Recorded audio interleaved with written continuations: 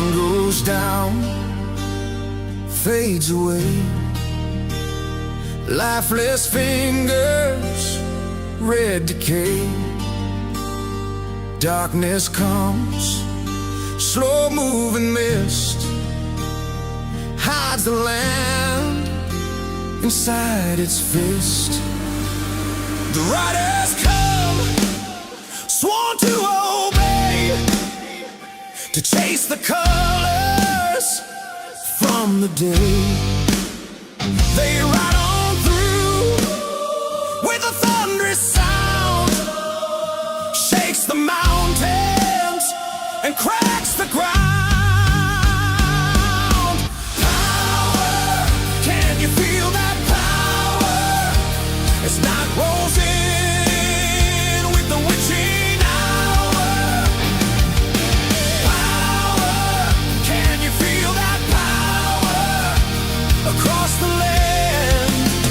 Can you feel that power?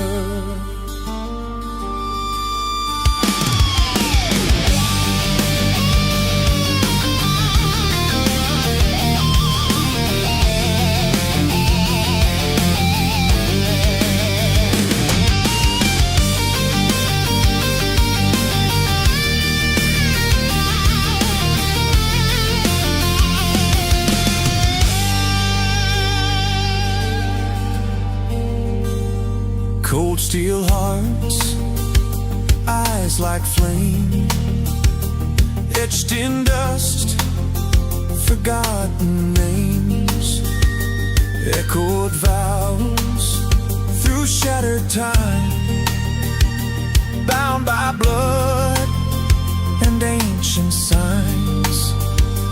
Engines howl like beasts unchained, blackened skies ignite the rain. Every step, the shadows cower when the ground bows to rise in power.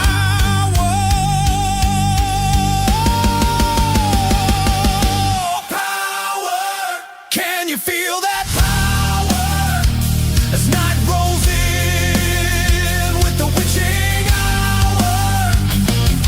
Oh, power, can you feel that power across the land? Can you feel that power? What's up? What's up?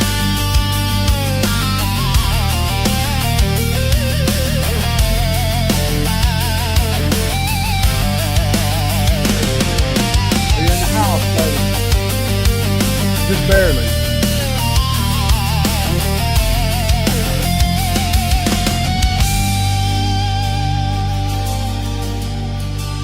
Y'all, we just made it in the house. I've been out here working, so yeah, get her done. I'm also recording right now for a little clip that's going to be in the video coming up. So you guys watch the next video coming up. You're going to see this little thing. It's just something fun because we have fun around here. That's how this works. How's everybody doing this evening? I have been outside working. Well, I have been taking shifts. You know, I go outside, I work a little bit, and then I glue things, and then I come inside and I sit on my hands while the glue dries because such is my life, you know. I'm either waiting on stuff to come in the mail to do a thing, or I'm waiting on something that's glued to dry so that I can do a thing. I'm always waiting on something, or I'm waiting on myself because sometimes I just need to sit the hell down and, you know, what is that? Oh, that's an interesting widget. Good God, they keep updating things. We all, you know, everything needs to be changed all the time. It's never good enough because they got to update stuff.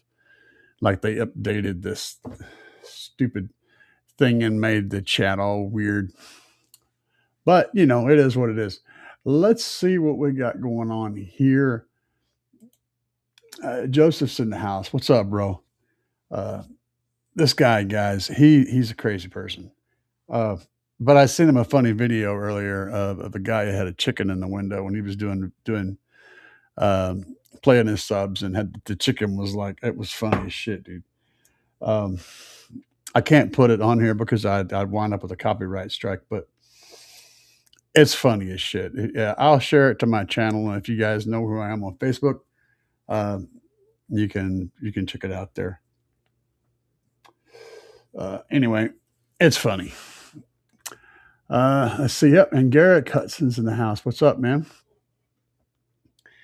He's on his third and final rebuild, um, and I'm wanting to see that thing actually play. I have seen a few pictures of it here and there, and Garrett's been talking about it for a long time.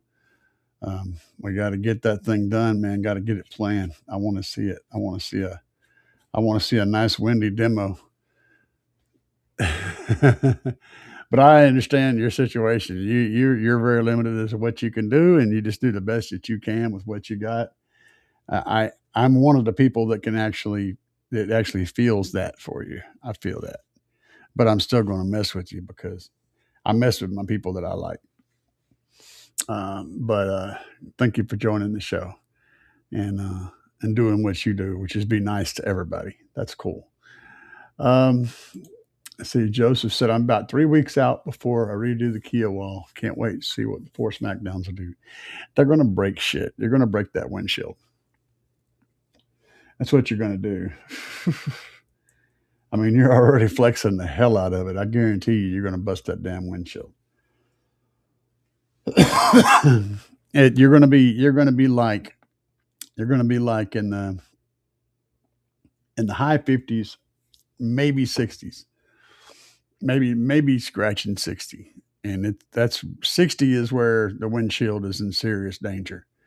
So it's funny. It's like the thing that you secretly want to do. You want to be so loud you can bust your windshield once, just once, and then you never want to bust the windshield again. It's sort of like a rite of passage.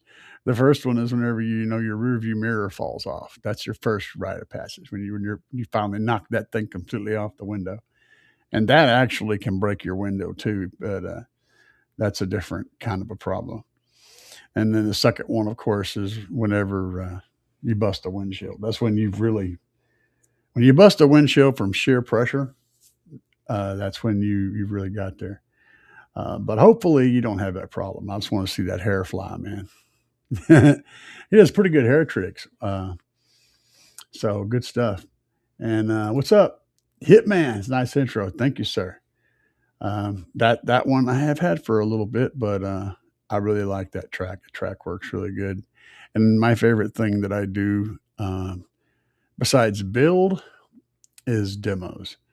I love demoing, and I love meeting new people and hanging out with people and putting smiles on faces and freaking people out, surprising people. That shit just makes my day. And it can be a planned event like that, or it can be at a parking lot where I just happen to crank it up, and somebody just like gives me the thumbs up and waves and comes running over and wants to hear it, and I end up pulling the crowd in the parking lot somewhere. That happens too all the time. I don't always catch it on video because sometimes I'm too caught up in the moment. But some of the videos in there was from one night at Taco Bell where I had some guys. I actually boosted them off. They had a dead battery, and I gave them a jump, and they were looking at my system, and I had to give them demos. So that's like one of the last demos. You see the guy bail out of the door? Yeah, that was at Taco freaking Bell, man. Um, Power. Oh yeah. Thank you, thank you, thank you. Dustin and Craig. What's up, Craig? And Dustin said, bro, what's up? What's up? What's up? What's up? Let's see here. It sounds like you're the one having all the fun. I was out in the shop, That's my thing. I'm out there. I've been out there tonight working on the doors for the Chrysler. And I could have stayed and kept working, but I was going to try to do shows on Friday. I didn't really realize how late it had gotten because I was busy doing stuff, and you know how time and stupid, and then late, and then oops, all that shit lined up. So that's what happened.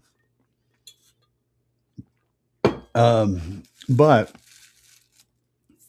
oh my god, I went to the freaking Menards to pick up a few pieces, some blades, a few things, and I ended up spending like $85. I was like, holy shit, man. Shit adds up fast, really fast. It's like, people outside the hobby don't understand. Like, oh man, plywood costs this much, and glue and everything. Dude, sit down and make a list of literally everything, because all those little tiny things turn into a lot of investment. So much investment. Pack of blades, a freaking. I had to get a saw, a circle. Yeah, the thing to cut the circles. I can't remember what it's called now.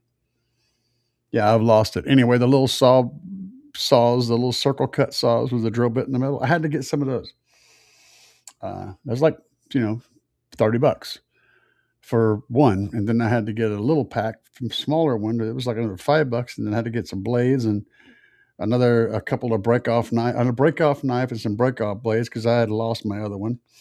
That was another, $20 or whatever. And you got glue, and you got other glue, and I mean, the shit just adds up, man. It's like all of a sudden, you spent most of a chip right there just picking up a few random things.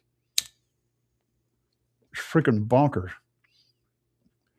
It's an expensive hobby, and people that aren't doing the stuff just don't understand how expensive. And whenever someone says, I'm going to charge you $1,000 to build a box for you, that's probably a really good deal. I shit you not, because they're going to spend several $100s or more in lumber alone, not to mention all the other little crap, plus all the time and all the pain, the cleaning, so much crap goes into it. $1,000 for a box right now, for a good box, is a really good price.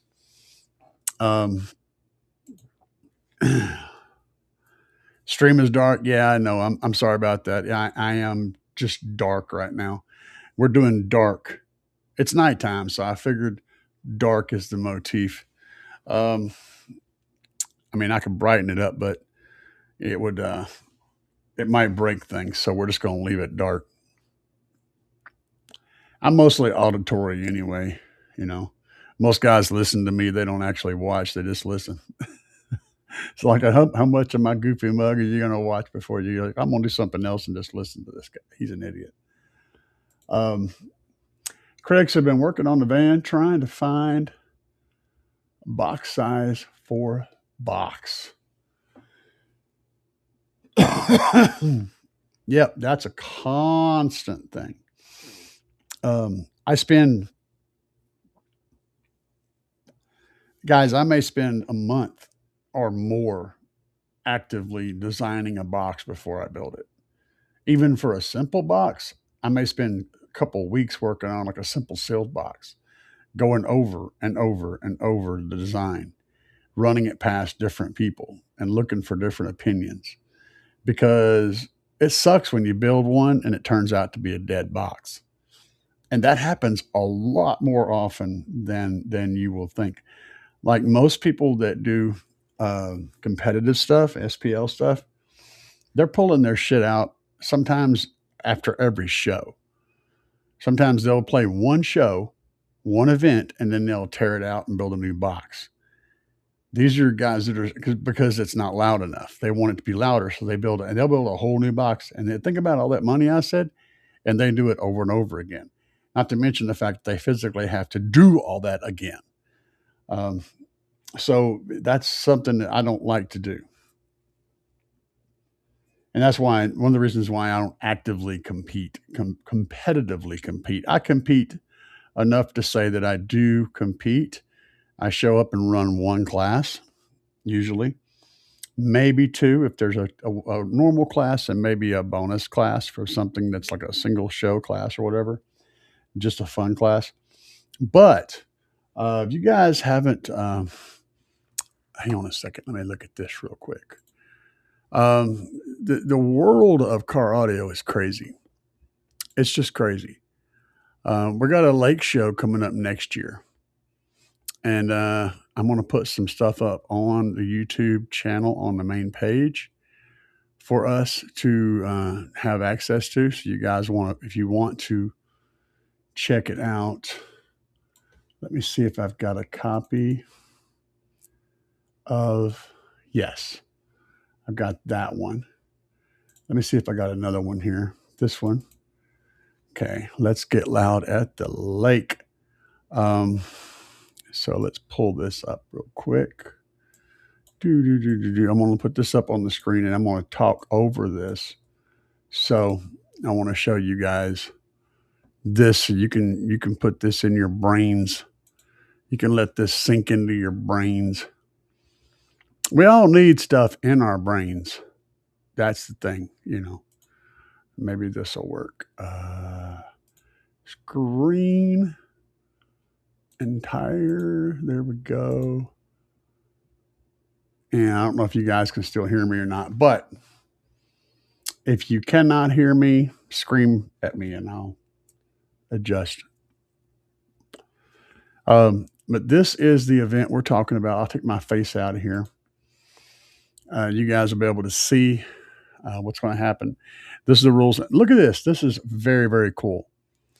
So first of all, it's going to be at Frankie's and Louie's at Sunrise Beach, Missouri. This is going to be next year, the spring of next year. And it's lining up to be a big damn thing. It's not going to be, you know, quite as big as the Monsters, but it's going to be big. Yeah, it's going to be big. And I will definitely be there. In fact, I am one of the sponsors for the show. So this is going to be done by Midwest Demo Kings. And the way you can see the rules over here, the way things are laid out, it's a different setup, different categories, if you will, than you normally see. And also the rules are different. And this isn't the page with all the rules, but it shows you the categories. So I'll definitely be competing in at least one or two of these categories. But I will be sponsoring, and we've got a lot of people that are going to show up. It's going to be a big event. I'm not sure how big, but it's going to be big. It's going to be bigger than any small car audio show you've ever seen. It's going to compare probably to a very lightweight version of like Slamology, maybe. It maybe we're hoping it gets like up in that area. Definitely going to be as big as finals would be. So there's going to be a lot of people at this show. If you guys want to meet me, want to meet a lot of people, there's going to be a lot of teams, a bunch of teams, and a whole bunch of cool stuff. And there is a bar on site, Frankie and Louie's, and the bar is on the beach. So there is a beach, there's a boat dock and a marina right there by the bar. The bar is literally on the marina. It's on the boat dock. They have restrooms and they have drinks and they have food. The food's pretty good. I won't say it's great. I had it, but it's pretty good. It's edible. And very, very cool place to go. Very, very cool place. We're going to have a lot of fun there. So you guys that's something you can aim for, that you have plenty of time to plan for. The exact date, it's laid out, but I can't remember what it is. It's like, I think it's on the 18th of some March, maybe something like that. March or April. I can't remember exactly, but it's early next year. So that's a good thing you can plan for, that you got plenty of time to plan for. Let's see here. Blake Boots said, hi, how are you? Hi, Blake. How are you, sir? Let's see. And Joseph's laughing at me. I'm going through 3 windshields, but I think I have a good brace for now. Hell yeah, bro. Yep. The first time you saw the wipers bounce on the windshield was bliss. Yeah. No shit, dude. There's so many different milestones. Uh, I said, "Don't forget me. How are you?" I'm not going to forget you. I've already forgotten. I don't know what I was supposed to remember. I didn't bash you though. I told you guys I respond to every comment. J JJ Zeno said, "Do you know who Michael Jackson is?" No, I think he's some guy who was he was directly related to Jermaine and Janet, uh, all those other guys. I don't know. They had some thing going on. He dances around and stuff. I don't know. I ain't sure I know who the guy is, but I know he dances a little bit, sings, grabs his nuts a lot. He's a nut grabber. Uh, yes, I know who Michael Jackson is. Thinking about doing 115 fire into the cabin versus my setup now, which is 2 sundown, E10 firing into the rear. Yeah. And you're going to get, it's funny what happens whenever you switch to cabin firing versus rear firing. Right off the bat, the first thing that happens is the low lows kind of they kind of shift away. You lose some of the low lows right off the bat. Then when you seal it up and you get a good seal, the low lows come back. And then whenever you open up a window in the front of the vehicle, the low lows get much more intense than they were before. And you lose all the noise in the rear of the car. So right at the beginning, you may feel like you've made a horrible decision. But after you've sealed it off from the trunk and get a good seal, and then you open up that front window, one of those windows a little bit, yeah, that shit goes right out the window. It's good. It sounds real good. Changes the dynamics and the way the cabin pressurizes and everything. But it does sound better. And it sounds a lot cleaner and a lot tighter, and it gets louder. Amazon, hell yeah, Craig. Am I going to answer you? Yes, I did. I'm a delay. I go through everybody. So, and I talk about stuff. So it takes a minute. Calm down and be patient. Patience is a virtue. We're waiting on glue to dry. Oh yeah, yeah. I buy Amazon, and yeah, you were talking about shopping. Yeah, I get it. Some things I need right now, and I don't always have. Um, I don't always. I try to plan ahead and order stuff ahead of time, but it doesn't always work out. Sometimes things just get delayed, and then and I have a production schedule, so I have to keep doing things. And sometimes I have to go to the store and actually go to a store and buy stuff just because it's instant. So yes, and I like my Beaver stuff too. I'm with you. Hitman said I want to go 115, like my 300. Yeah, yeah. That's Jude. It sounds so good, but it's so much more pressure inside the car. I've got 2 projects going. One is the doors. You guys that watch my channel are quite familiar with what's going on the doors right now, except I made more progress, which you'll see. Right now I'm in the middle of gluing stuff up in there outside, but yeah. And then I got the roof. That's a whole thing that I'm just dreading attacking is the roof. We're going to be a trapped horn with Ampere audio 2.75 18 D2 in a 2012 Caravan. I spent the entire week with sound deadening, over 100 sheets. Oh yeah, yeah.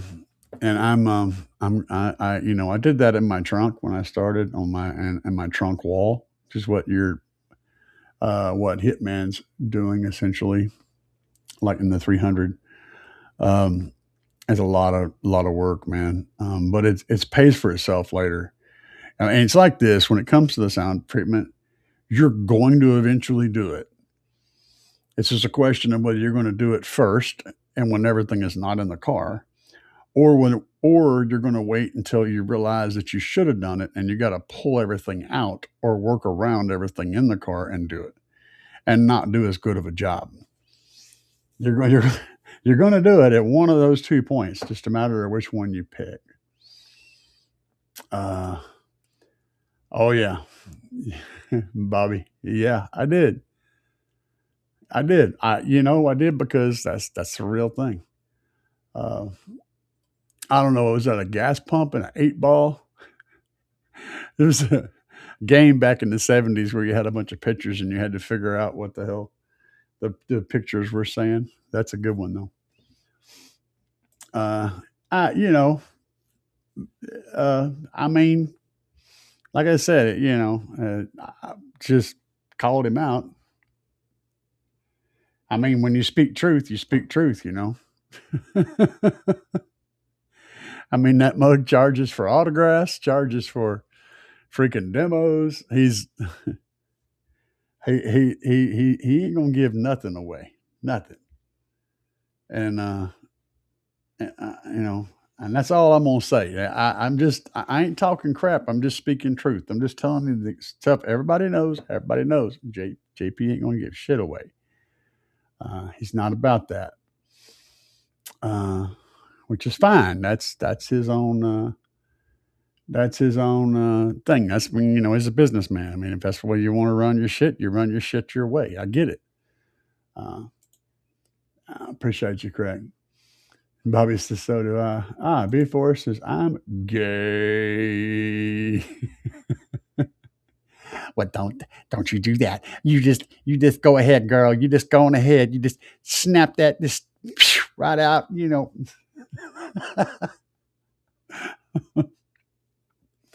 Just snap it right out of your hair, baby girl. Woo-wee. Yo, I'm having fun today. Um, Happy birthday to me yesterday. Happy birthday to you, Bobby. Sorry, man. I uh I have a thing about Facebook birthdays, just so y'all know. It's a thing. I just have a certain thing. So like when I see somebody's having a birthday on Facebook, I don't and I didn't know that it was their birthday, I'm not going to just go happy birthday because to me it's so superficial and such bullshit. I didn't know it was their birthday. I didn't care enough to keep up with your birthday. I may care enough to keep up with a lot of stuff, but I didn't track your birthday. And if I'm not tracking your birthday, then it's not right for me to go, oh, happy birthday. That's just superficial bullshit. That's like, I don't know, man. It's like when somebody buys like a whole box of Christmas cards and then sends them out to everybody. It's the same card. They like stamp, their name on them and shit and mail them. Why do that crap? To me, it doesn't mean anything like that. Um, it's I don't believe in superficial bullshit. If you're going to do a thing, you do a thing. You don't half-ass a thing to make it look like you did a thing. Um, anyway, that's just kind of my opinion. But I love Bobby. I really do. He's a good dude. He usually sends me a Christmas card. I think he sent me a Christmas card the last 2 years, and that's cool because both of them are hanging on my wall right now. Bobby's a great dude. But I don't know his birthday, and I'm not going to wish him a happy birthday if I didn't know it was his damn birthday until he told me. So, not that I don't wish him a happy birthday. You guys understand what I'm saying. I just don't believe in, I'm more of a straight up person, not a bullshitter. Dubby, what's up, Dubby? Dubby said, Michael Maxon. Yeah. Ooh, I'm bad. I'm bad. He's so bad. And you know it. Bruh.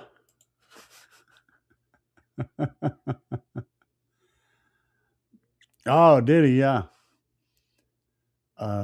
Target voltage max clean before clip. Oh, Bobby. JJ is telling me that Michael died yesterday in 2009. January the 25th. But yesterday was not January the 25th.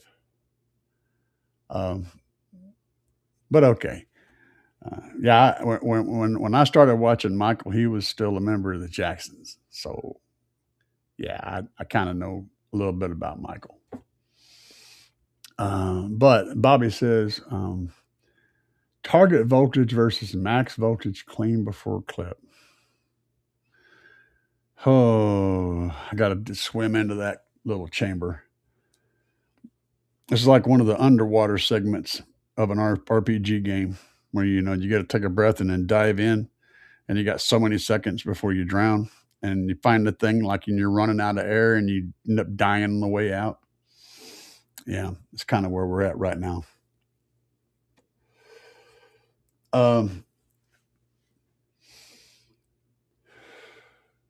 Target voltage and max voltage. So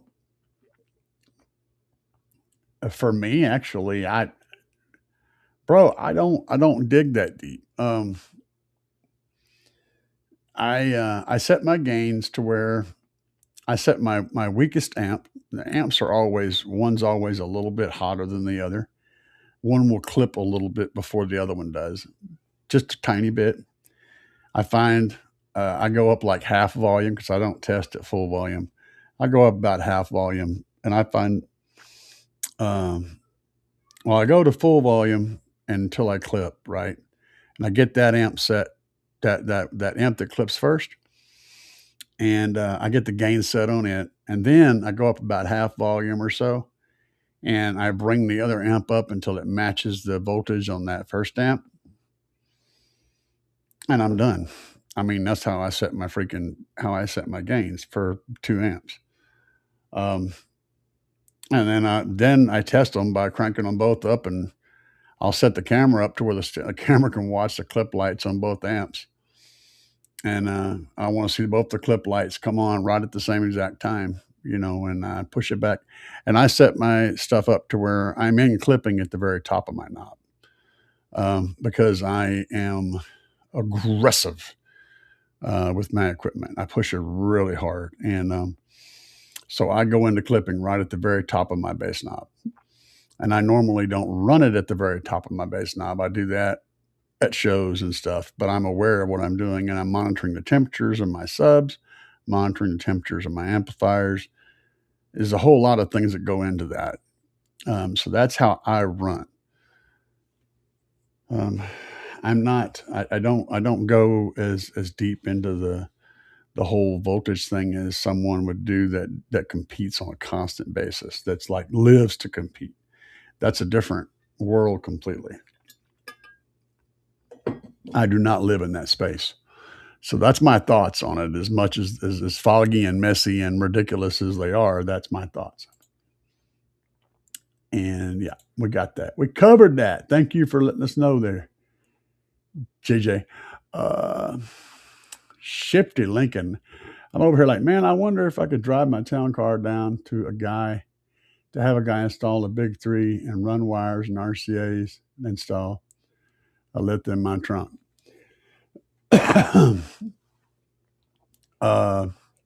To have me, yeah, I could do it. But what I typically do if someone actually lives in the area is I would have you come down here and I would help you and guide you and keep you from screwing up and teach you how to do the work yourself. I would walk you through all of it, and I would record it and put it on YouTube because that's how I make a living. But yeah, I absolutely do that all the time with people. And in certain cases, I'll do the work for them. It depends on what it is and all the other stuff around the world, how busy I am and how fast you need something done and all this stuff. But yeah, I do that all the time. Sure. That's a constant thing. Dubby for the win. Hell yeah, Dubby. Australians need bass too. Texas says, I just finished making cuts, about to start assembling box. I like trying things to improve sound quality. What about lining inner box? rubber spray deadening. Man, I'm gonna tell you. Okay, so here's the thing. In my mind, it shouldn't make any difference at all. Okay, but here's the problem. I've seen it make a difference. The problem also, there's multiple layers to this problem. I've seen it make a difference, but at the same time, the people that were doing it made other little changes too between test A and test B. So what I'm going to tell you is making the area that you transition any port area, right? Making your port better at flowing air is going to make a difference.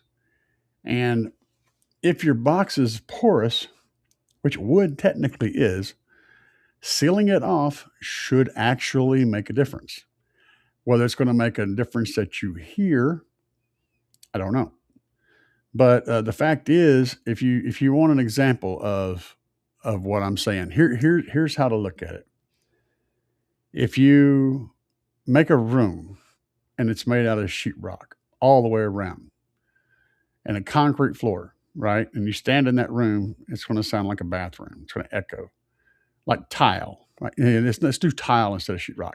Tile is completely non-porous and it echoes like crazy.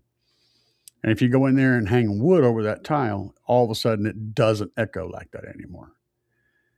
To me, that tells me that there is a sonic change happening, and it is to do with the surface that sound is bouncing off of. Whether or not one material will work better than another, I don't know. But I know that when you're trying to create bass and lots of it, echo is good. You want as much echoing as you can get. Of course, when you're doing SQ, you want the least amount of echo outside the box, of course. So yeah, it's a toss up, man. But I've seen people that do crazy things use sound deaden the entire inside of their enclosures with with not necessarily sound deaden, but that's not what I'm saying. Like seal it up with like tape, that metal tape and stuff. I've seen that metal tape used a lot by big people. So if you're going to try anything, I would say maybe the aluminum tape would be the thing I would probably throw. Some of the biggest guys I know that do that use that material. Also, you could do epoxy resin the inside, but it's got to be smooth. That's the key. You can't have any bumpiness. It's got to be glass smooth when you get done to have the effect. You want all your sound to bounce off of that surface. You don't want any kind of dispersion happening. That's going to, cause issues. So hopefully that answers your question. You want a hard surface that's smooth and non-porous. You want to be able to fill it up with water, and then like have it just glass smooth. That's the ideal scenario. Of course, you're not going to get there, but you can chase that direction. Bobby said, yeah, I mailed you. Yeah, I know. And I appreciate you, Bobby. I really do. Me and my wife love getting Christmas cards. We only get a few. And so, yeah, I appreciate it. Like I said, I got them on the wall.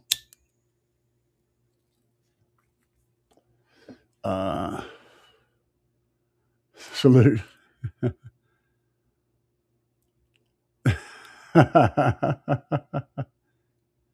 Jason. Jay said my shelves and walls haven't shook in a while. Still waiting.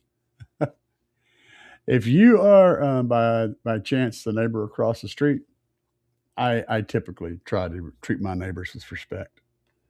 And trust me, if I actually was aggressive with my bass, it would shake the walls in the house, the windows, everything else. It's absolutely,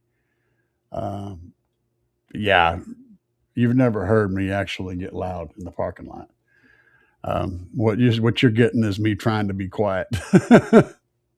But okay, I appreciate you. What's up, Stu? Glad you made it to the show, my friend. Uh, ah, cool. Uh, Michael, Michael died on June the 25th. Yeah, I can't remember what date. I don't even remember what year. I know it was like 2009 or 2010, something. I mean, poor guy. He went through a lot of shit. Um, I I love amps. I love amps like the JL HD series. Yeah,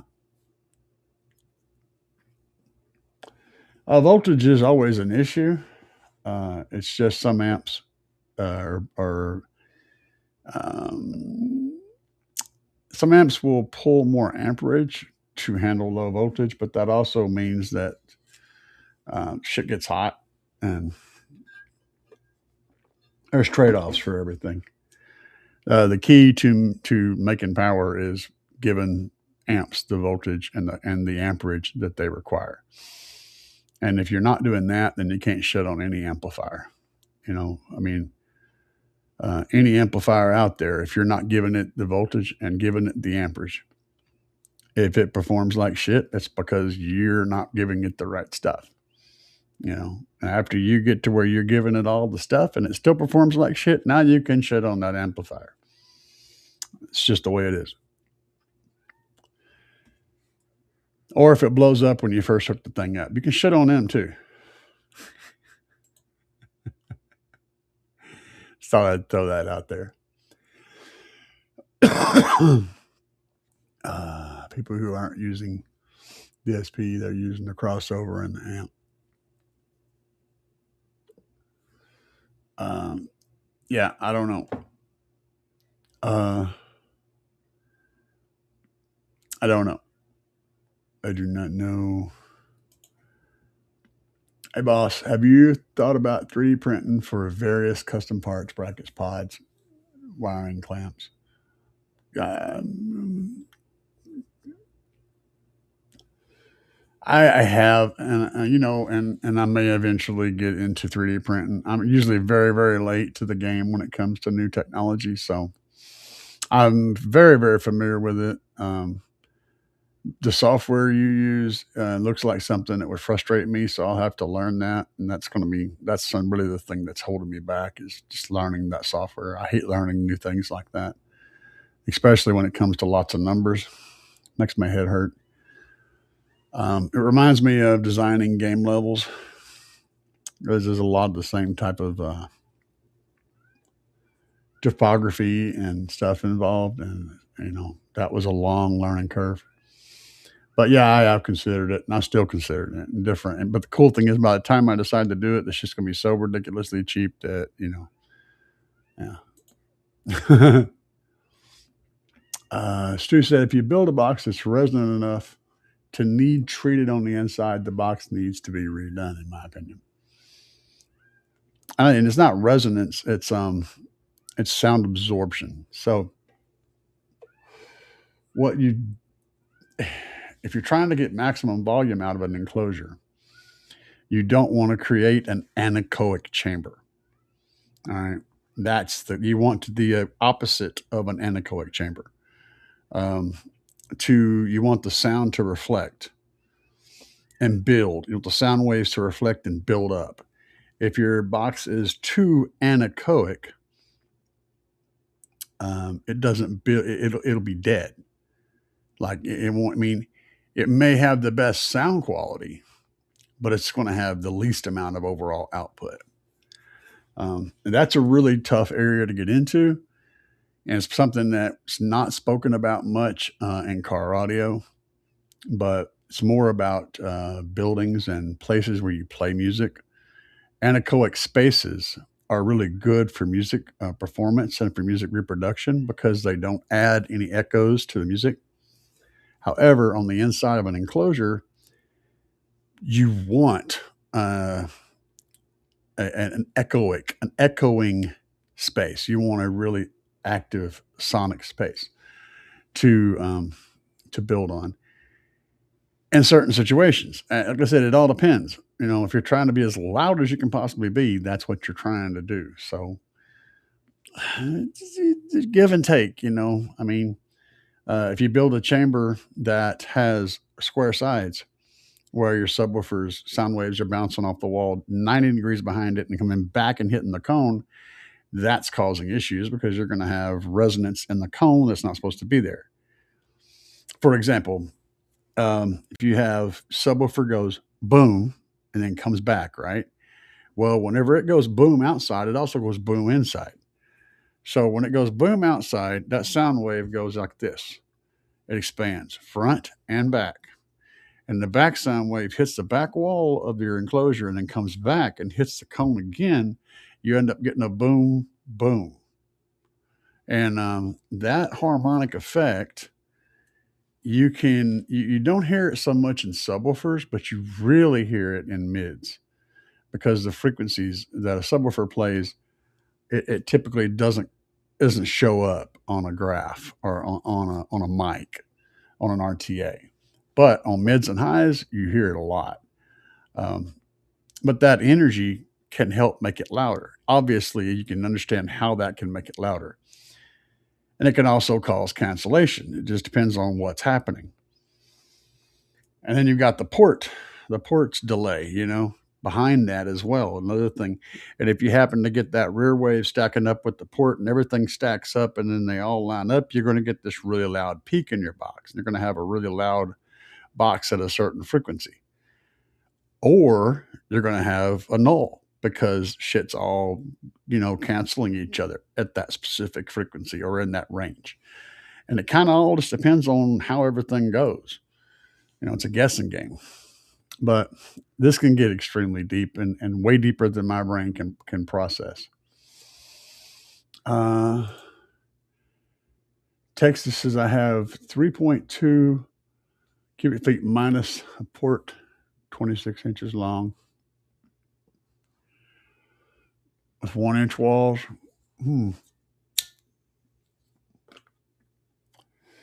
That might work out all right. A 2-inch baffle on 1-inch walls. Typically your baffle, if you've got it braced good, if it's mostly taken up by speakers and the edge of your baffle is usually right close to the edge of the speaker. So your speakers are actually really kind of braced against the top and the bottom and the sides. Now the center part is the key. They're really a weak spot on the baffle between the two speakers. If you're running 2, did you say? I don't know. Anyway, it doesn't matter, 2 or 4 or whatever. That center part is usually the weak spot, but you need to put a brace there. Front to back. Now the problems come into the top of the box, depending on how big it is, top and the bottom and the sides and the back of the box. Most of the time, the boxes are built to where the top and the bottom are pretty big, and then the sides and the back are actually relatively small, height-wise, and kind of long. So the two places where you're going to get the bounce is the top and the bottom. Wherever you have a large span of wood that doesn't have anything to brace it, that's where you need a brace. And if you do that, you can eliminate a lot of box flex. And you do want to eliminate all box flex if possible. So figuring out it isn't about bracing everything. It's about creating small unsupported panels. So if you've got a panel that's say 1 foot by 1 foot, you're not really worried too much about it. It's going to resonate at a high frequency, much higher the frequency than it's going to it's going to resonate. It's going to naturally want to vibrate at a higher frequency than what you're going to play in that box. So it's not going to matter. But if you've got a panel that's 2 foot by 2 foot, it's going to have a lower resonant frequency. So when you hit it, it's going to go boom, boom. And that's what you don't want. So you go ahead and throw a brace right in the center of that. Therefore, you break up those panels and just break up that one big panel into smaller planes. And the box can still flex theoretically, but it's not going to vibrate. Its resonant frequency is not going to be in any range that your subwoofer is going to play. Therefore, for your subwoofer, as long as it's concerned, it's going to be solid. So it's more about isolating and creating small panels. That's kind of what I push for. But something like that'll work out pretty good, depending on how much power you're putting on it, and depending on all that stuff I just said. Real wood with 3/4 inch MDF sandwiched in the baffle. It works. Um, let's see here. So something weird is going on with my YouTube tonight. I can't see half the comments in the chat window on my PC. Yeah, I don't know, man.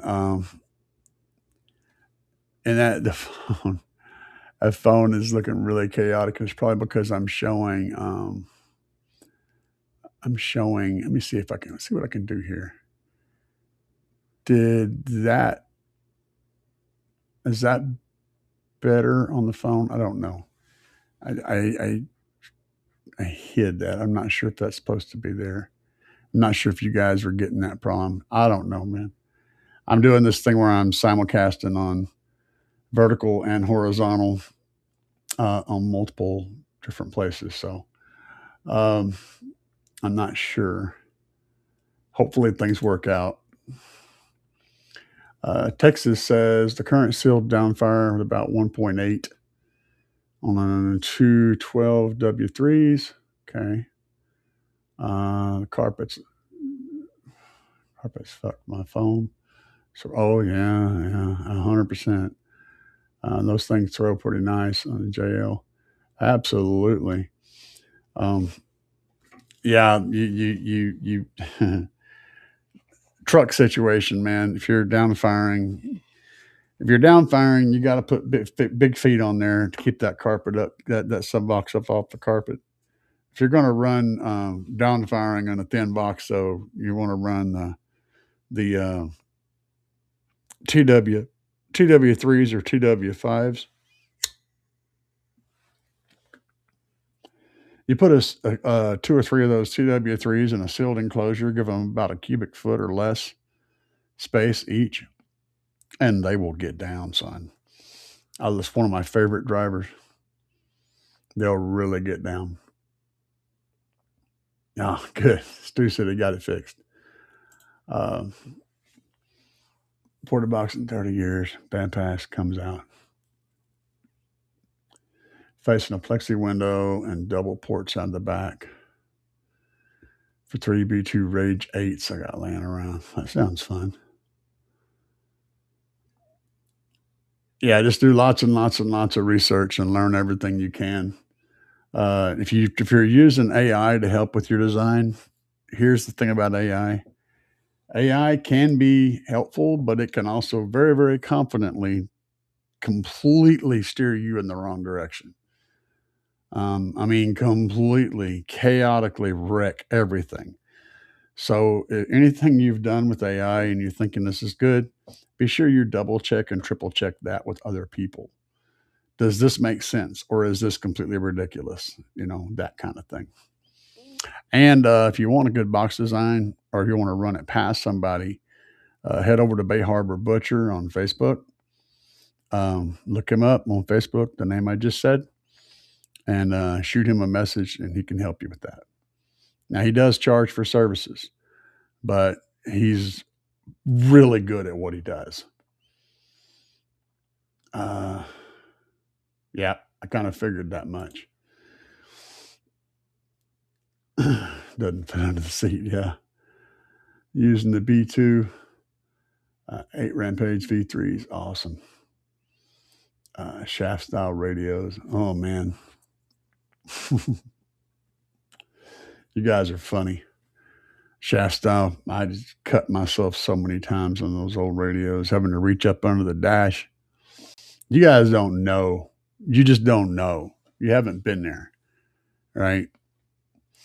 Back in the day, and working on the old 70s, 60s, and older cars, and I guess some of the 80s too, really, to change out a dash speaker, and pretty much all of them had speakers in the dash. This is incredible, but to change the dash speaker out, you had to get in the floor and reach up your arm up under the dash is stretch your arm up way up there with a pair of pliers because they use these little crappy little hollow nuts. And you either had to have a socket, you get lucky and get a socket up in there, or a pair of pliers and twist and turn that little nut. And you had four of them little bad boys to take off. And then when you pulled the speaker down and got that, you had to put the other one back up in there and not accidentally poke a hole in it with the little bolts that stuck down there that the thing went on. Oh God, it was a huge pain in the ass. It's so much different today. And the metal shaft radios, they had several fun things about them. You had the shaft that went into the radio chassis. You had to make sure all those nuts were tight, or the freaking knobs would flop around. The radio would bounce, and the radio weighed like 30 pounds. So you had a spring on the bottom of it that bolted to the back of the radio and attached to the dash in the back of the radio, which means you were in the floorboard behind there doing that shit. And if you didn't attach that thing, it would tear the radio. The radio would bounce around and tear itself out of the dash. Stuff was just so much different. So much different. In some ways, it was simpler. In some ways, it was a huge pain in the butt. Lots of blood left in those things.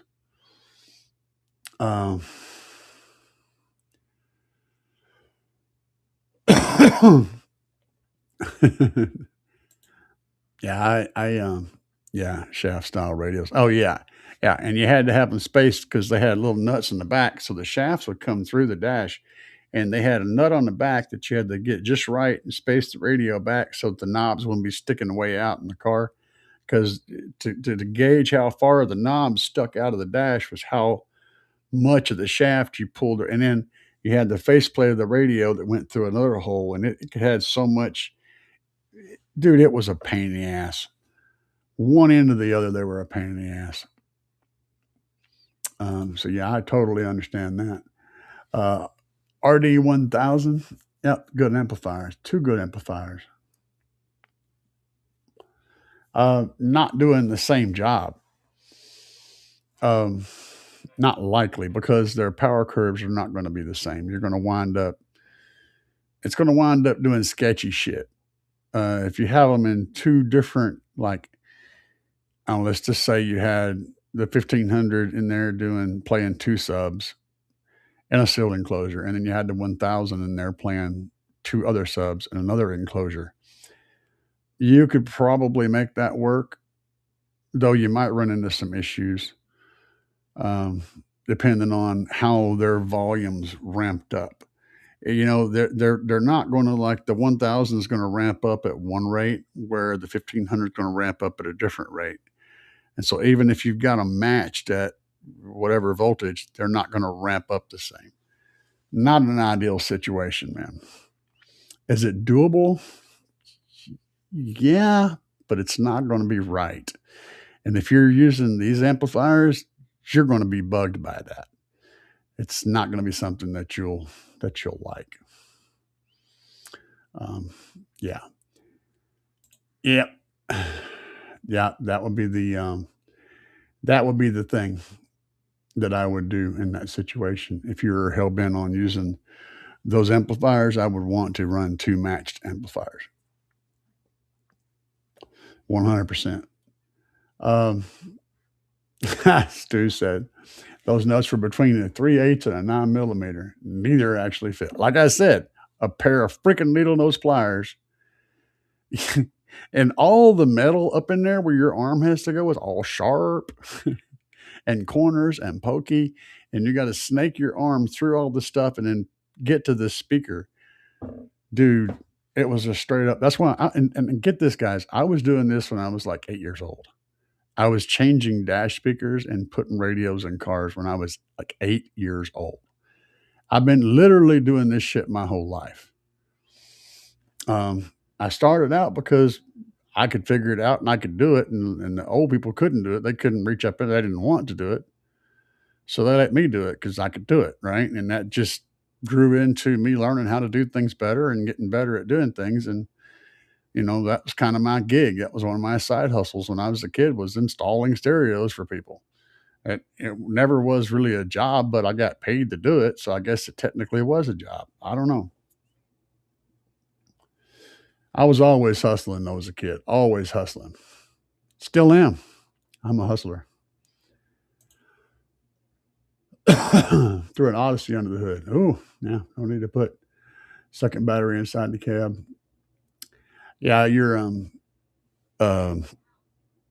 Odyssey is a great battery, but it's still only going to allow 50 amps in whenever you're playing hard. So anything over 500 watts, and that battery is not going to keep up. So, but yeah, you need a battery in the car that can actually accept as much amperage in as you're going to pull out of it when you're playing your system, because you have to be able to put that power back in. And that's where AGMs fall on their face, is they can't take power in. They can kick it out, but they can't take it in very fast. And you got to be able to take it in fast enough to keep up with the power you're pulling out of it. That's the key. So lithium is where it's at, or sodium if you want to go that route. First car was a 70. Oh God, yes, yeah. 86 Cutlass. Now, my first car was a 19. Wait a minute, let me think about it. Yeah, it was a 1978 Subaru DL wagon. It was red with a white stripe down the side, front wheel drive.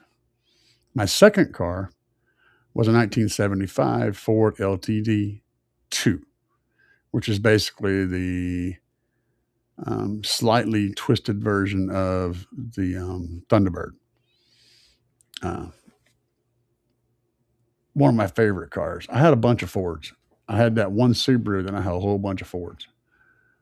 And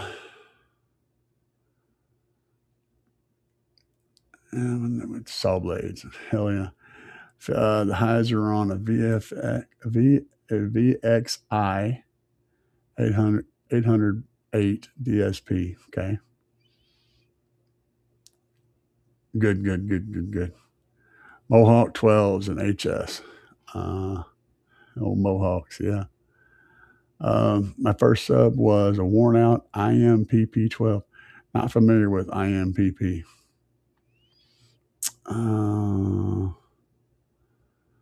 Let's see here.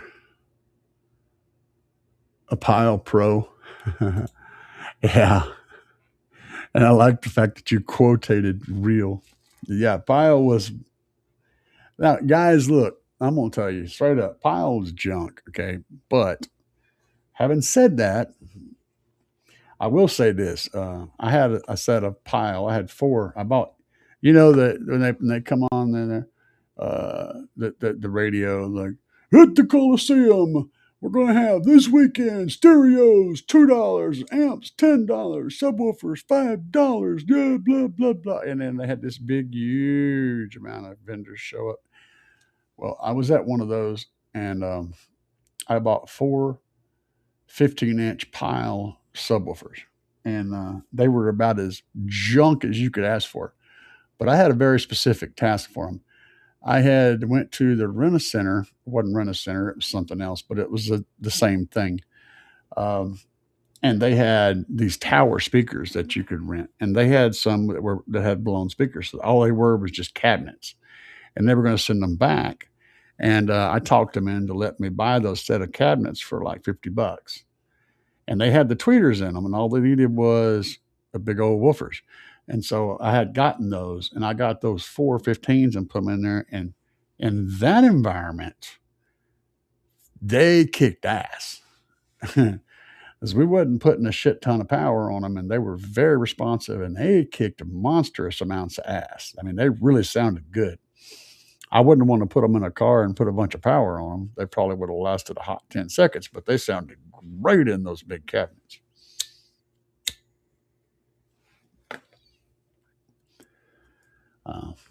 Let's see here. Electronics professor in the Air Force. Fixed all the punch 45, 75, 150s. Oh, that sounds fun. Hell yeah.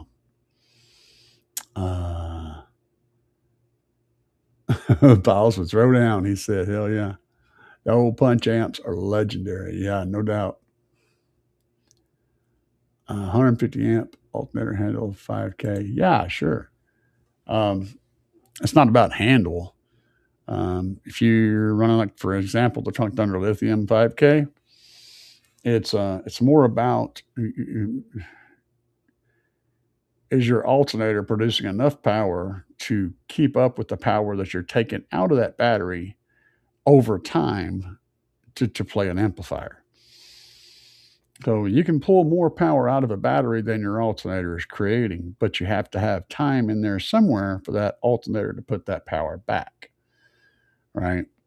So, like, um, a battery may have enough energy stored in it to play way above the output of your alternator, right?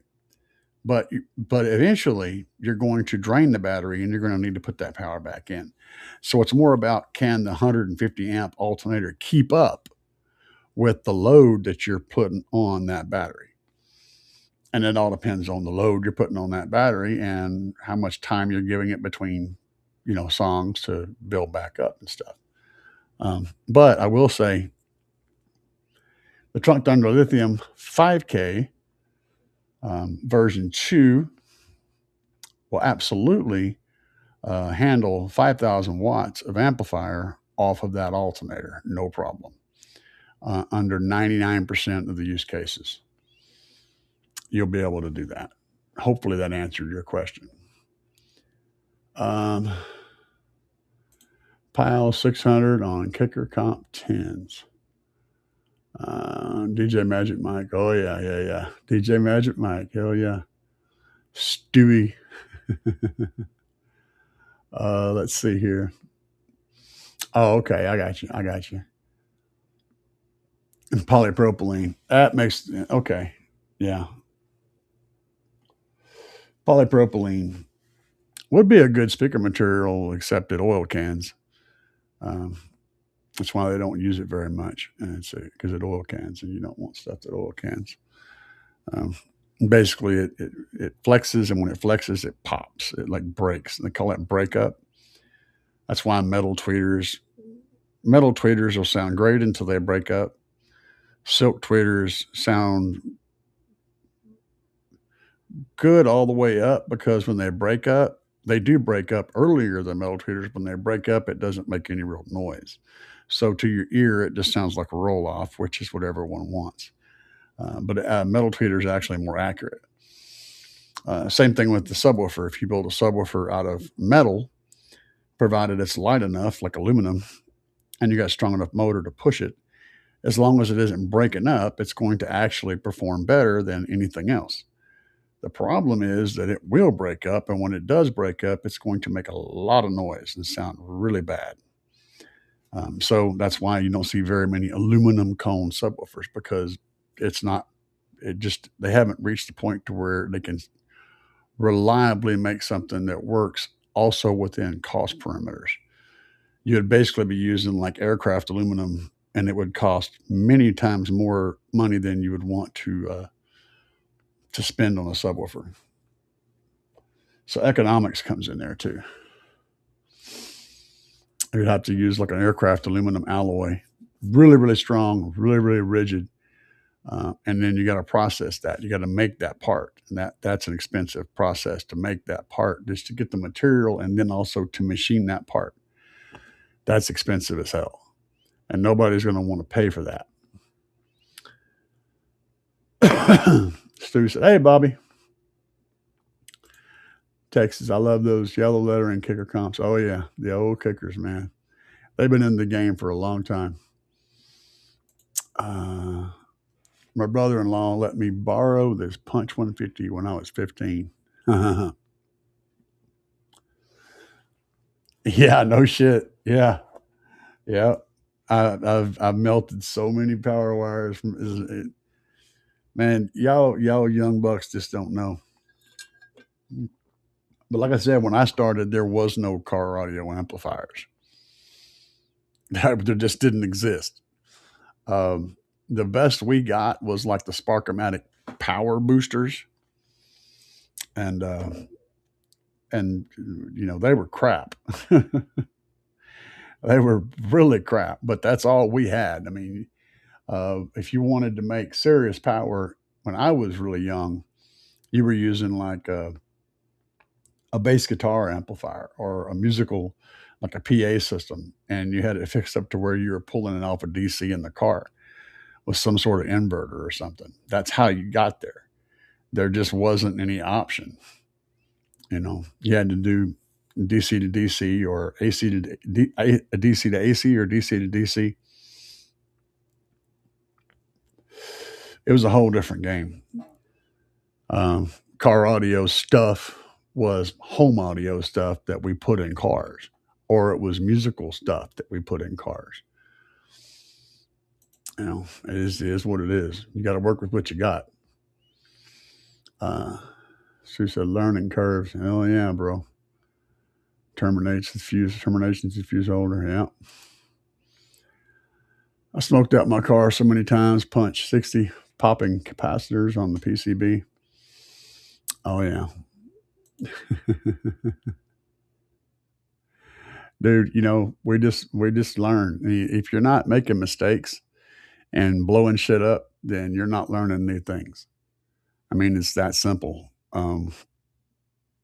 If you're playing it safe and you're never pushing anything further or doing anything new, you're not learning anything. You're just stagnant, and I just can't live like that. I gotta do crazy shit. I gotta have fun. So yeah, I'm all about it.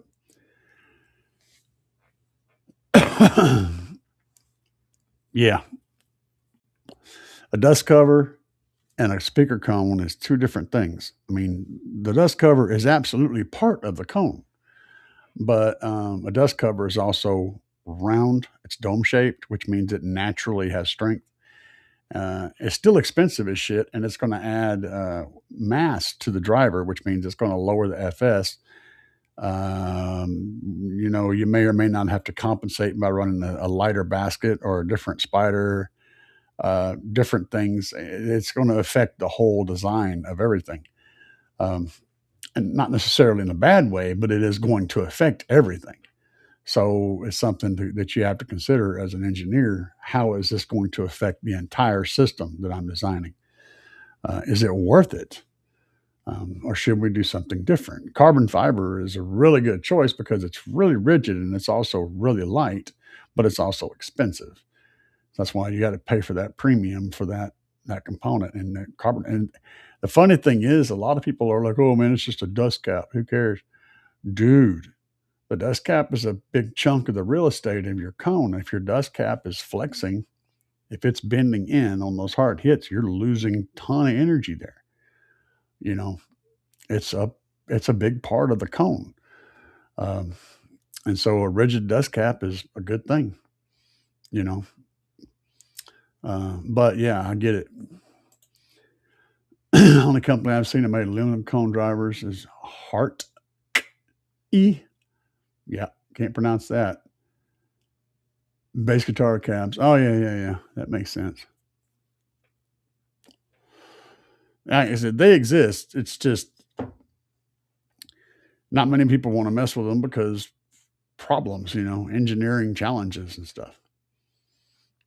Oh yeah, they had some. And W said, "Stu, those silly pioneers were metal cones."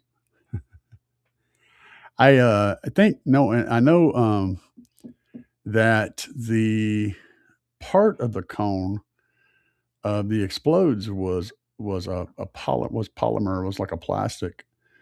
I'm not sure what the chemistry was, but they had a paper cone, and then they had the whole front was like they, instead of a dust cap, they made a shell that went from side to side. It was plastic of some kind. I'm not sure what the makeup was though, and it had a paper cone to back it. The paper cone was where the structure come from. So a lot of people have done a lot of weird shit with speaker cones, and most of the time it's just for laws. It's so that something looks unique, something is different. It's almost never so that it sounds good or that it performs better. Um, unless you get into, well, that does happen, but a lot of times when you see those weird things like that, it's more of a sales gimmick than an actual performance enhancer. That's what I'm trying to say. In some cases, it is a performance enhancer, but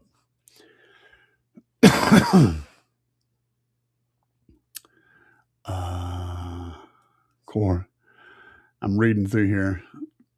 They just look chrome. They were definitely plastics, Sue says. Ones that were metal, they bent. Yeah, and once they oil can, sometimes they would get a crease on them, and then they would just do it constantly. Um, let's see here. The 6-inch bullet mids. What's up, Snows? Good evening. Snow's cold. Craig said, I still use a pair of Sony ES bottle cap subs. Oh, yeah. Familiar. They have aluminum cone, and the voice coil is part of the cone. The pole has a heat sink sandwiched to a second spider instead of a dust cap. I haven't broken any of those down, so I can't speak on that, but it sounds interesting. And yeah, Sony did do some weird shit. They did, and some of it worked out great. Some of it was great. Sony is actually, if they tried, Sony could probably be the top car audio company in the world. They have, I mean, seriously, when they want to do something well, they always do it really well. Most of the time today, they're wanting to do it well. They're wanting to make money is the biggest thing. So they're taking away, they're giving you good enough with enough bells and whistles. But if Sony tried to build some shit that was really nice, they absolutely can. Their mobile ES line is really, really good. It's you're not going to find drivers out there that will really perform better than that stuff as far as SQ goes. It's good shit. It's not perfect. Everything has little issues, but you can't fault them on their the mobile ES line is really nice. Some of the best amps that have ever been built for car audio are the mobile ES stuff. PPI Art Series, Phoenix Gold. Thought we were big shits with them too. Yeah, I was more of a US amps guy. I was on Team US amps, if you will. Whenever the '90s rolled around and they came on the scene, I ran one of the surfboards in several builds. Thing was rated at like, I think it was rated at like 25 watts at 8 ohms, and it ended up making like 2,000 watts at a quarter ohm. It would go all the way down to a quarter of an ohm, and they were literally quarter ohm stable. They were built to be quarter ohm stable, so you could get so much power out of that thing. They were monsters.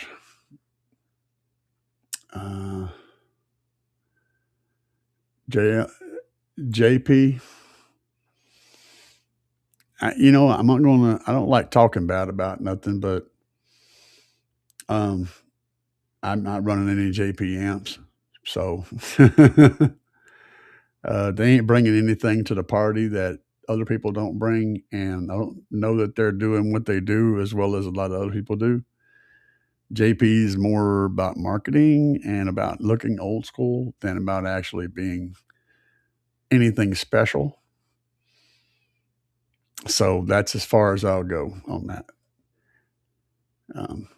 Not impressed, but it is what it is. Yeah.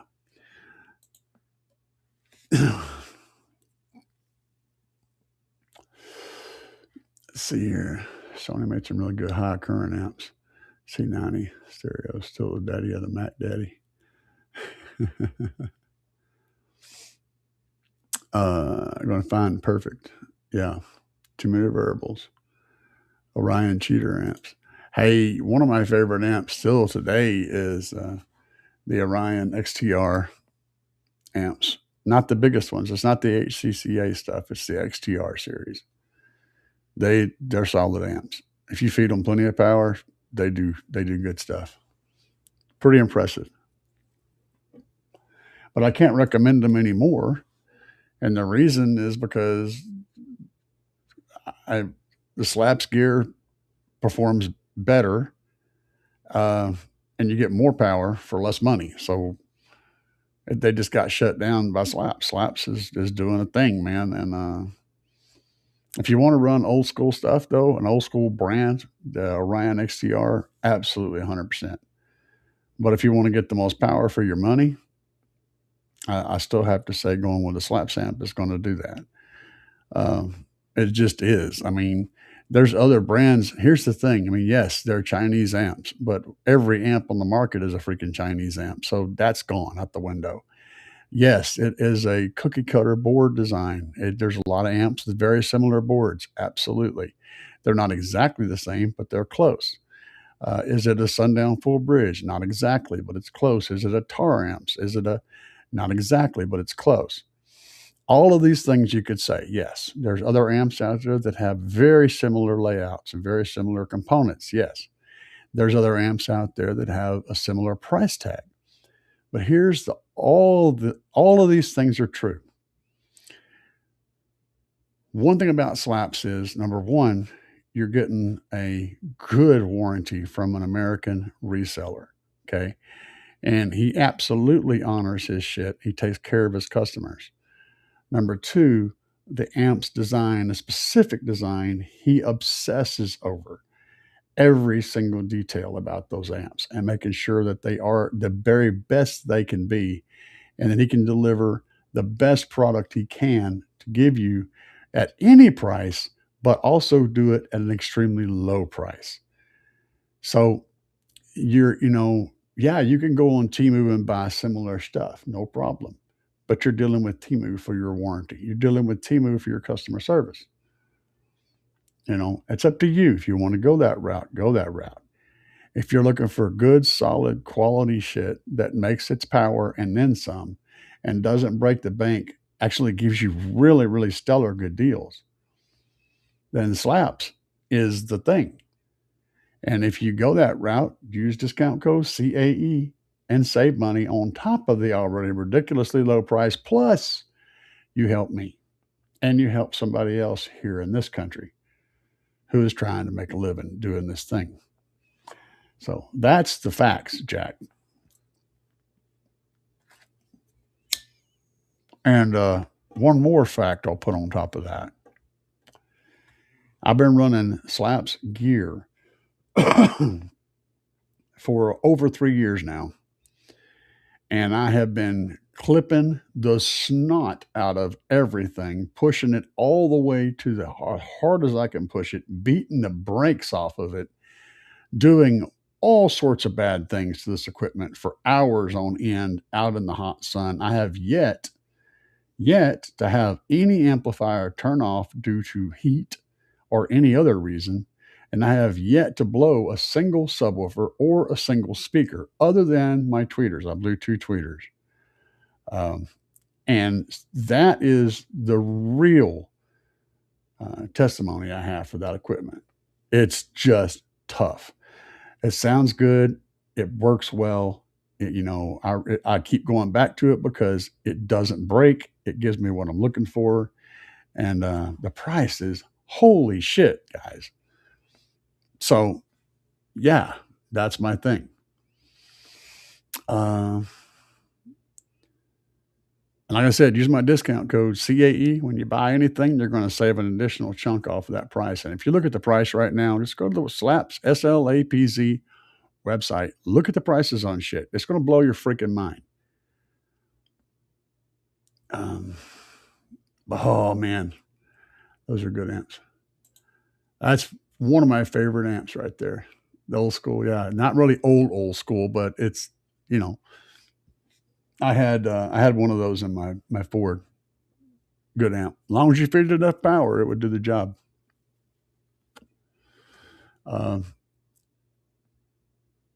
Yeah, that's what I'm saying, man. Things are just different. 25 years ago, no fucking way would a factory unit make it easy and clean rebuilding the curve. Oh God. OMA radios. Yep. Come a long way. Yep. And they made some stuff. They made it easier to use and with more features, but they make it a lot harder to change. And my Tahoe, I'm running a head unit, by the way. I was testing the little Chinese head unit, and it worked good for one event. And yesterday or the day before, I was out with my buddy. We went down to the store, went to the Hardee's actually, and got some burgers. On the way back, the radio just went completely bonkers, and it was just going nuts. And when I went out today to the store and went to Menards and I was jamming, it was just black. It didn't come on at all, so it's completely done. But I always leave my shit set up to where I can Bluetooth straight to my DSP, and I don't even use a head unit. You know, if I got one in there, it's just for experimentation. I don't use a head unit. I can run straight from my phone to my DSP, and I have a controller for my DSP up front. Allows me to control the volume for the whole system, and then I have my bass knob for my subwoofer, and I don't even need a head unit. And not saying that the head unit's bad, but the environment that I put stuff in is just a completely different world than what anything was designed to do. So the fact that it made it through a whole show is actually testament to that head unit probably being something that would last a normal person for years. It came on, worked perfectly, did all the stuff. It just couldn't take the abuse. The bass is just too much. So yeah, we do bad stuff to equipment inside the Tahoe. Anybody that's been in the Tahoe will know just what's happening in there. Okay, it's scary shit. It's really intense when everything is in motion, violently in motion. Deviant, what's up, Deviant? Yeah, no doubt. I'm looking at that comment on that head unit price. It's big. Deviant's in the house. 3 massive audio Hippo 12s hooked up on those amps, thinking about 2 Smackdown 18s in the Scion. Son, I haven't heard the Smackdown 18, but I have one Smackdown 15 in my Chrysler on a 5K. And that's perfect combination. Get 2 of the Smackdown 18s on a 5K. If you're a responsible person and you can use your brain, you could probably put 2 8Ks on them. But I would say 2 5Ks is right where they need to be. You'll be solid at that point. 2 8Ks you got to be careful. If you're careful, you watch your temps and all that stuff, you could run 2 8Ks on 2 Smackdowns. A better number would be to run 1 8K on 2 Smackdown 18s. That would be the honey spot if you're set up to run 1 amplifier. If you're going to run 2 amplifiers, 2 of the 5Ks would be the choice. 2 8Ks would be pushing the limit, but it's still doable under the right circumstances. That's my input on that. But yeah, you will absolutely love the way those things sound. They sound really, really good. They don't just hit like a truck. They actually sound really good. There's no weird noises or nothing. They're just super, super, super clean subs. And they handle heat just like a boss. Hardee's. I'm down the road, man. I don't remember where I went.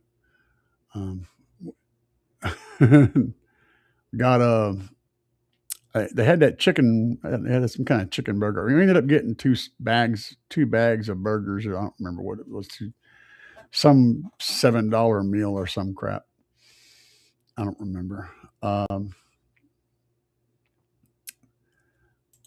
Stu said, I can't see you in chat, only showing up on CAE's feed in his window. Oh, shit. Stu's having the hardest time. The hardest time, man. Technology is just being a bitch today. Oh God, yeah, we get down. He said heartbeat skipping power. Yeah.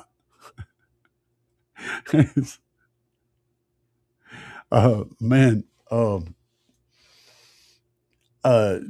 Guys, I like I said, I have my shit tap me out occasionally. The right notes hit, and it's funny, man. I can be sitting there going hammer on something and lean down, like look down to do something, and when I move my head down that many inches, all of a sudden it rings my bell in a whole different way. I'm like, what the crap, man? That was this is like that sound wave is stacking right there. And I raise up and it's one thing, and I lean down like that, and it's a whole different thing. I mean, if I'm playing something around 36 hertz, it absolutely just rattles your brain. I'll put you up here on there, W, so he can see what you said. I think that's what happened to me at first. A window had some sort of pick in the background. Yeah, man, I don't know. You know, these software people doing stupid shit, always making. Like I said, they're always updating things, making it better. Updates, improvements. You know, like when they, God, I hate when things change. I'm a guy. You could screw the couch down to the floor and leave it there forever, and it wouldn't bother me a bit. My wife, on the other hand, after a few months, she's looking at the room going, "But this shit could be rearranged differently." She wants to move shit around. I just want to screw it to the floor and call it good. But that's just my thing. Yeah, I do have both versions. So if you're running both, and it mainly, I noticed that a lot of people like to watch on the vertical. So I had the vertical and the horizontal up on multiple different things. Texas says, "Can you run a sealed and ported box together?" Well, technically, I mean, yeah, but you wouldn't want them. You'd want them crossed over. You'd want them crossed over differently. You wouldn't want to try to play the same range with both of them because you'd wind up with cancellation. I'll run a sealed and ported box together in my Tahoe. I have a 10-inch sub under my console that plays as a that plays up to like from about, what do I have it set at, like 60 hertz to like 150 or something like that. Basically, it fills in my front my front mid bass, and gives my front mid bass a lot more bottom end. And then but it all depends on what you're doing, and you have to you got to balance it out and figure it out.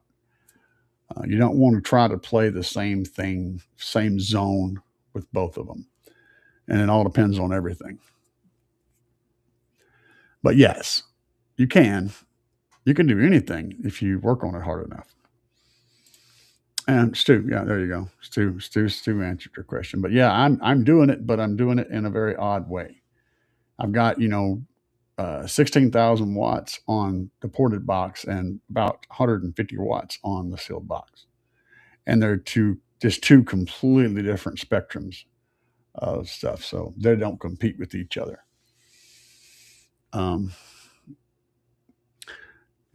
Yeah, it depends. Yes, but it depends.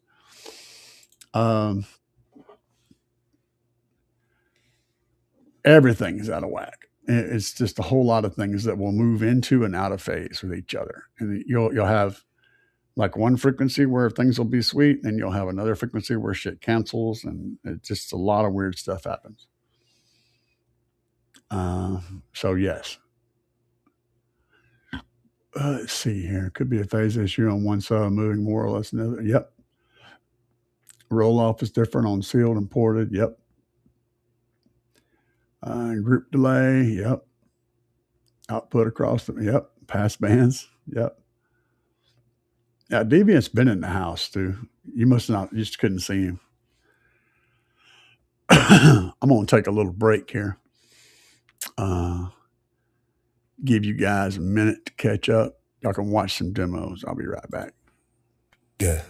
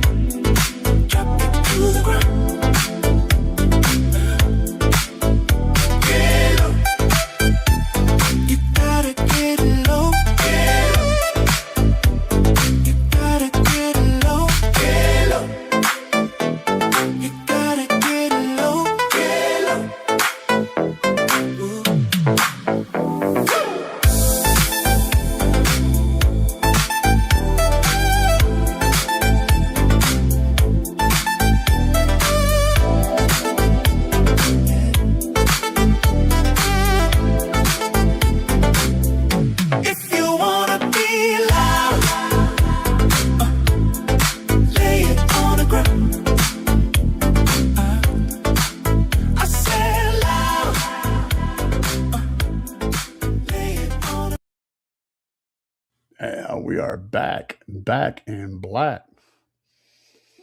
Where the hell is 25? I don't know. Not sure what you're referencing.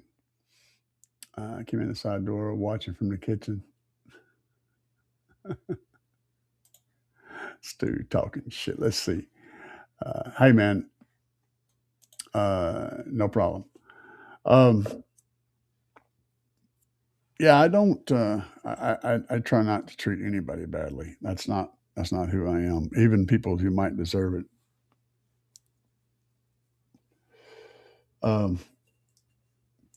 You know, growing up in my time, there was a basic respect that we learned, and to have respect for other people. And even though my grandparents grew up in a time where there was racial segregation, and so they were by nature racist. Everybody was. That was that was just how life was. Even then, even amongst them, they would still be respectful to black people, and the black people would be respectful to the white people, even though they were racist and they thought that everybody was different and stuff.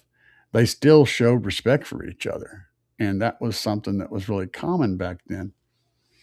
And today it's not, and I'm not part of that. I still believe that people can be respectful to each other. Um, it's just who I am and how I roll. No matter how much you, even if you just hate somebody, you can still be respectful to that person. Um, and that's just how I am. I can't understand how and why people can be so mean and hateful to each other. So uh, it's just not my DNA. Um, let's see here. Skipping all of this sketchy discussion down here. Um, a Tones Brigade when he takes a break. Check us out. I made all the beats. Juicebox Johnny joins us sometimes, and Mullen uses for demos. Cool. Uh, I don't know nothing about it, but sounds fun.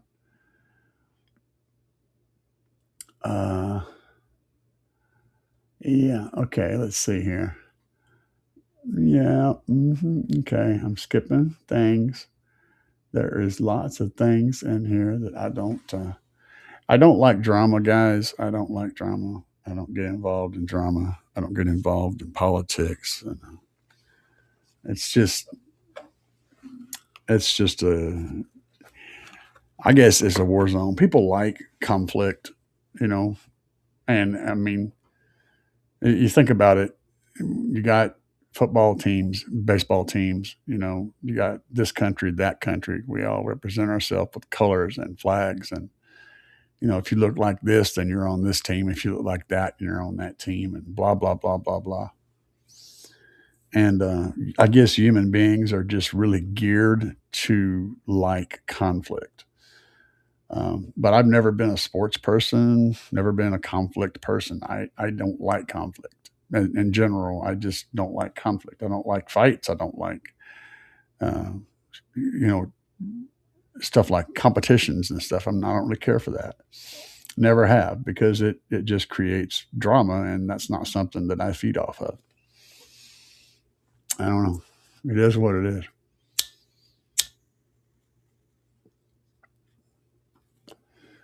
I think people are just people. You know, some people are nice, some aren't. It is what it is. Uh, W says it's not about race anymore. It's about egos and arrogance. I think it's about being a parrot. People love to hear something and then spit it back out, thinking that makes them seem smart or makes it seem like they know what they're talking about. Whenever they hear someone say something and then they repeat it and don't have any idea what the hell they just said or why, because I don't know. People love to be parrots. There's so many parrots in car audio. Um, you know, well, thank you, Texas. Make beats and then got bass. That's what I dropped, Deviant. All of my stuff. Oh, Slapz is in the house. If you guys want to ask them anything, right now will be the time to ask. If you want to hit Slapz Audio up and ask them a personal question, they are in the house and in the room.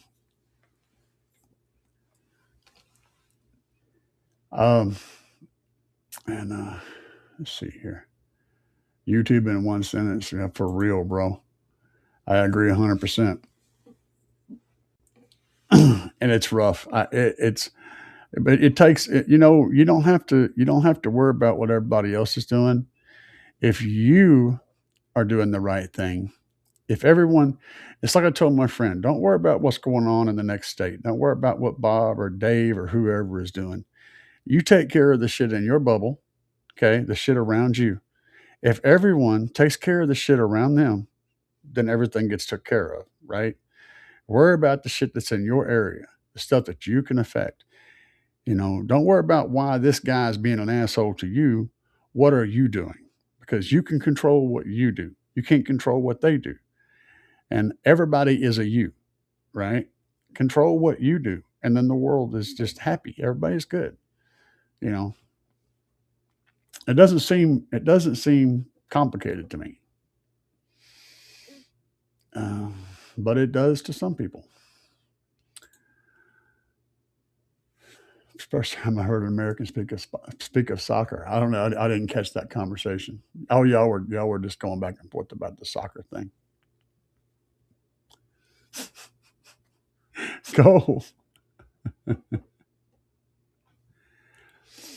Um, I mean, the sports is healthy. It's good for your body and all that stuff. But I mean, you basically teach kids how to be competitive right off the bat. It's like they already got that. They're already like trying to grab each other's toys and smash them over the head with it, and stuff. They're already competing right from the start by natural. And you're going to say, hey, we're gonna show you how to officially, you know, compete with other people. This is how you get that out of your system. You go out here and you do this thing.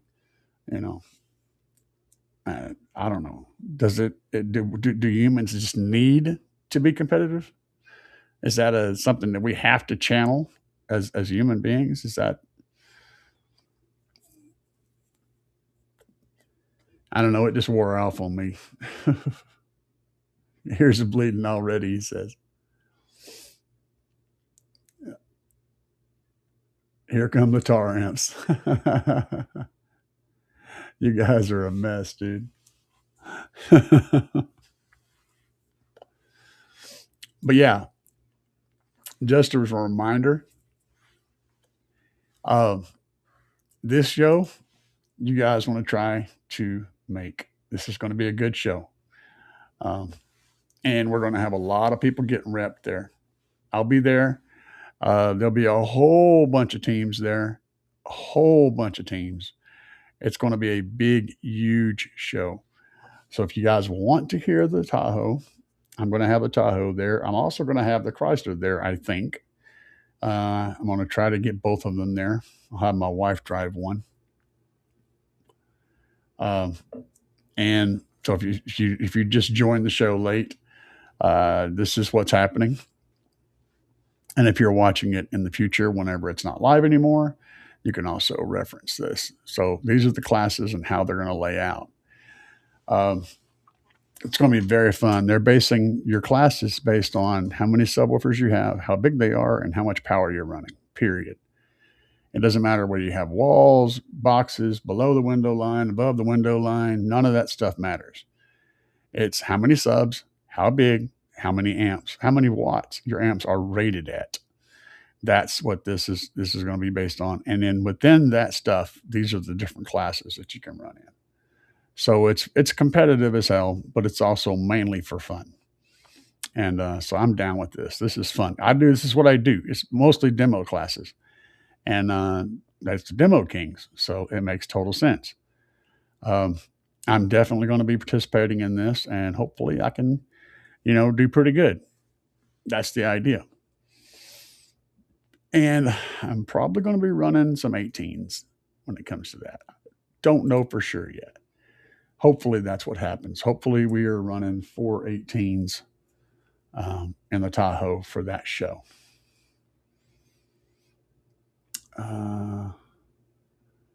Since when did the devil play any good soccer? Y'all are stuck on soccer. Only sports I watch is deathmatch wrestling. That sounds kind of interesting. I mean, it's all fake, but it's always a movie. And movies are interesting. So, I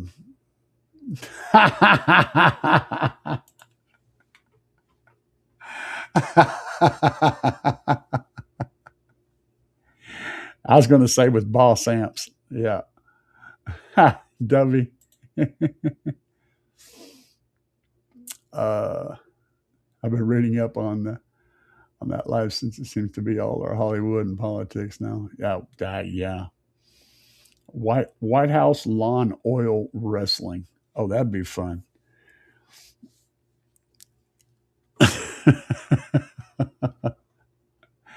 It's like the best match in wrestling history ever was the Gravedigger and what was his name? I can't think of his name now. It was a cage match where he Cactus Jack was one of his. He had several personas. Cactus Jack was one of them. Anyway, I can't think of the persona he was playing at that time, but he threw Gravedigger threw him through the top of the cage onto the mat and like knocked a bunch of his teeth out, and his teeth went through his face. And the boy kept wrestling. They ended up, that match went on for a long time. And I mean, yes, it was all fake, of course, but that fall wasn't fake. That drop from the top of that cage to that mat was horrendous. That was definitely an act of, yeah, that was some serious shit. Impressive stuff. Mankind. Was it man? Yeah, it was Mankind. Absolutely. Thanks. Thanks for jumping in there, Tim's girl. Hell in a Cell. Yeah, that was the best wrestling match in history. I think that was the best one all time. Mankind and Gravedigger. That was the shit. Gravedigger. That ain't right either, is it? No, that's the freaking monster truck guy. What's his name? You know what I'm talking about. You guys know what I'm talking about. Shit. Yeah, Undertaker. Yeah. I had Gravedigger stuck in my head. That was what I was watching a Family Guy episode today, and uh, the dog was telling, well, he had this redneck carny girlfriend, and she was like, "You don't even know the name of monster trucks," and he goes, "Yeah." And he said it wasn't Gravedigger. He said something else, Grave something, but you could tell he was trying to say Gravedigger, but it was a different. Anyway, and that stuck in my head for some reason. It's terrible, terrible. Gold Dust, Undertaker, yeah. Um, what a freaking wrestler though. But yeah, the Mankind guy, Cactus Jack, Mankind. Um, that dude was the best at taking falls. Like, if you wanted to see somebody that just get the shit beat out of them and just get broken and just smashed all the crap and just keep going, he took so many major falls and so many bloody falls. Um, what a beast of a dude. Anyway, let's see here. Well, I mean, yeah, I can't help it. Uh,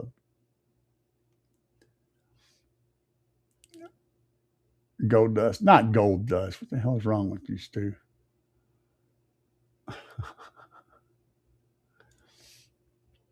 And that Miskin is always trolled alone, cold. So what? Oh, yeah. And then there was the shit talkers, right? The best shit talkers. And there's a lot of really good shit talkers in wrestling. I think The Rock was probably my favorite to listen to. Yeah. And I go back into the 70s, man. Way back. Junkyard Dog and Jerry Lawler and all those guys are wrestling. But I think The Rock, and maybe Stone Cold, two of the best shit talkers. Rey Mysterio, we're definitely in wrestling. The flying headbutt. Then yeah, Rey Mysterio was great to watch wrestle. Yeah, excellent. Um, and Superfly. I liked watching the Rock and Roll Express. Tommy Rogers and Bobby Fulton was those two guys. They were really fun to watch. Their teamwork was always really cool to watch. But that's like 80s era, which is most of what I watch. Sergeant Slaughter is a good heel, or not a heel. He wasn't a heel. He was the anti-heel against the guy from the Middle East. But none of these people were actually from other countries, which is funny. Uh, Brock Lesnar, Solid Coke, Jimmy Snuka, Superfly, Jimmy Snuka, Road Warriors. Yeah. Yeah, I like the Road Warriors pretty good. Yeah. The Rock and Roll Express was my jam, though. They were cool. I liked watching them wrestle. They were so fast. They were fast and really, really, really coordinated. And watching their interchange in a match was just so intense and so quick and so perfect every time. I liked watching their teamwork. And yeah, Stu, Memphis wrestling was what I grew up on, man. I mean, like I literally grew up not too far from Memphis. So yeah.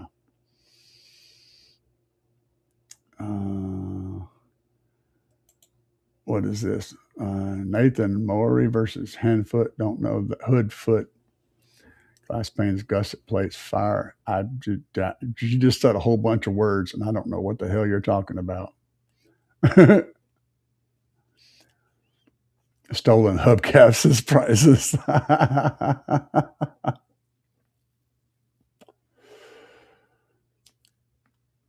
Waco Joe, I guess. Nope, don't know that one. Junkyard Dog was probably my favorite wrestler, though, of all. And just because he always had good music. He always had a good attitude. And when he came to the ring, he came to the ring hard. I mean, he come running in and went straight to work. And one of his main tracks was Another One Bites the Dust. Yeah, baby. You knew JID was in the house. And one of the early black wrestlers. And he was very, very popular in the Memphis ring. Had a chain around his neck. He had the dog collar on his neck and a chain. Hell yeah, man. JYD. He was messed up. Anyway, we're going to shut her down, guys. Still got some more work to do outside. I know it's almost midnight, but we are going to get the duck out of here. I appreciated having you guys in the house, and I appreciated y'all hanging out with me. And we had crazy discussions. And until next Friday, I'll see you again. And of course, you can watch my YouTube videos that I'm putting up on this build and see what's going on with that. And we're going to get her done. So y'all, let's get the duck out of here.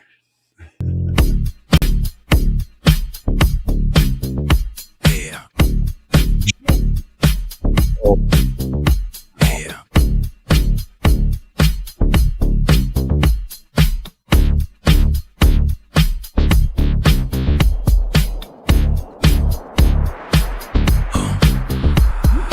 Out here banging up and down the street, slamming it to the ground. Big subwoofers are getting loud. You can feel the booming sound. Getting ready to go. Got it shined up for the show. Hours charging, amps are amping. Gonna let the woofers blow. Another one bites the dust. Another one bites the dust. And another one goes, and another one goes, and another one bites the dust. We got more at home. Another one bites the dust.